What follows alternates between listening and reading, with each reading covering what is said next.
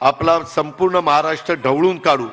त्याच्यामध्ये तुम्ही पण जिल्हाध्यक्षांनी कार्याध्यक्षांनी वेगवेगळ्या सेलच्या माझ्या पदाधिकाऱ्यांनी त्यांनाही मला सांगायचं आहे, शिवाजीराव गर्जे तुम्ही इथं आहात, बाकीचे सहकारी इथं आहेत, तिथं पक्षाच्या ऑफिसमध्ये तुम्ही ठराविक लोक बसलं पाहिजे। बाकीच्यांनी दर आठवड्याला त्याच्यामध्ये काय काय गोष्टी प्रशांत कदमनी केल्यात, आठवड्यावर त्याचा काय दौरा होता, सुनील मगरेचा काय दौरा होता, सूरज चव्हाणांचा, रुपाली चाकणकरचा, कल्याण आखाडेंचा, मी आता सगळ्यांचीच नावं घेत नाही, परंतु 7 दिवसामध्ये ह्या सेल प्रमुखांनी काय दौरा भरे, तुमचं एखाद 2 दिवस घरचं काम असेल तर तसं सांगा। आणि तीच गोष्ट मंत्री महोदय आपल्या सगळ्यांच्या बाबतीमध्ये राहील, धनंजय आपल्या सगळ्यांच्या बाबतीमध्ये राहील। आणि त्या पद्धतीनं आपण एकदा ही जबाबदारी स्वीकारल्यानंतर प्रांताध्यक्ष त्यांचा स्वतःचा कार्यक्रम तर ते आखण्याचा आहे।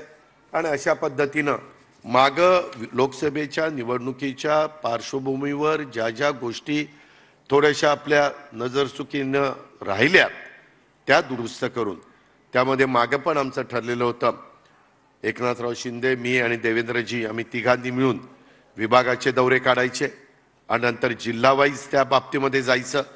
कारण आपण इतके दिवस समविचारी लोक एकत्र होतो, मध्ये 2.5 वर्ष आपण शिवसेनेबरोबर होतो, परंतु त्यावेळेस पण उद्धवजी आणि माझी बऱ्याचदा चर्चा व्हायची, ते पण म्हणायचे आपण जाऊया, परंतु त्या 2.5 वर्षामध्ये देखील वर नेते मंडळी स्टेजवर एकत्र बसतील, परंतु खाली काम करणारा गाव पातळीवरचा कार्यकर्ता, वॉर्डामध्ये काम करणारा माझ्या मुंबईतला, ठाण्यातला, कल्याण डोंबिवलीचा किंवा नव्या मुंबईचा किंवा पुणे, पिंपरी चिंचवड, औरंगाबाद, संभाजीनगर, नागपूर, ह्या सगळ्या नाशिक, कोल्हापूर, सोलापूर वगैरे भागातले ह्या भागातले कार्यकर्ते यांची मदत जोडली गेली नाही।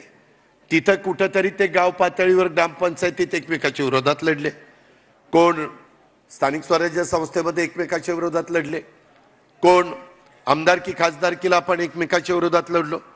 आणि ती जे काही थोडीशी अंतर पडलेलं होतं ते अंतर दूर करण्याच्या करता आम्हाला तेवढा वाव मिळाला नाही। ती चूक ती आपण ह्या येणाऱ्या निवडणुकीच्या निमित्तानं निश्चितपणे भरून काढू।